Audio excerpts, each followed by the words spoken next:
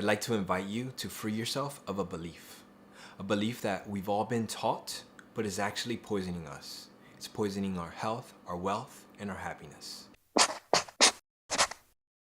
This belief feeds our ego and creates separation between ourselves and others. And freeing yourself of this belief will set off a chain reaction that will drastically improve all of your relationships. It's interwoven with being right and wrong and anchored in our misunderstanding of truth. Here's the definition of true, in accordance with fact or reality. Fact or reality. So let's define these things. What's reality? Here's the definition of reality. The world or the state of things as they actually exist, as opposed to an idealistic or notional idea of them. Actually. What is actually? Here's the definition of actually, as the truth or facts of a situation. So let's define fact then. Here's the definition of fact. A thing that is known or proved to be true. Known or proved. So if something needs to be known, then what is unknown can't be fact then, right?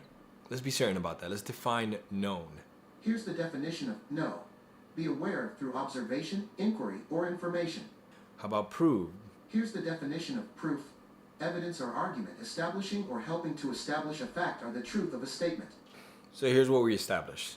For something to be true, it needs to be based on fact. For something to be a fact, it needs to be known. So for something to be known, it needs to be observed, inquired about, or informed about.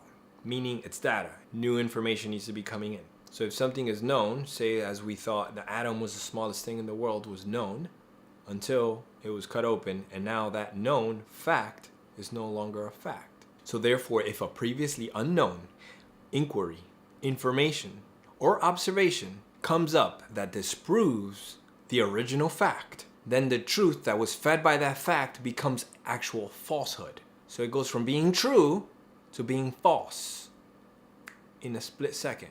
That escalated quickly, kind of like your arguments with your loved ones, right? Then, depending how we observe things means that truth doesn't become a constant.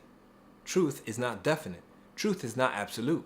Therefore, the pursuit of truth requires a lot of variables that require a lot of qualifiers that can be disproven at any moment with new data.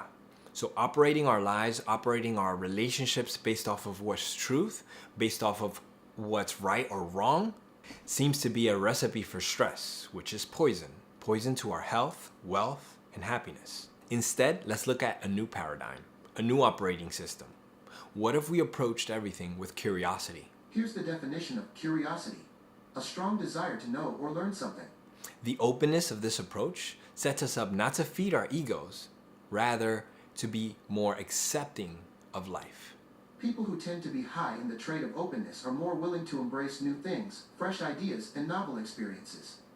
They are open-minded and approach new things with curiosity and tend to seek out novelty. Therefore, let's live our life with curiosity, rather than trying to be so right about everything, rather than trying to find the truth that doesn't exist. It's all perspective, it's all possibility.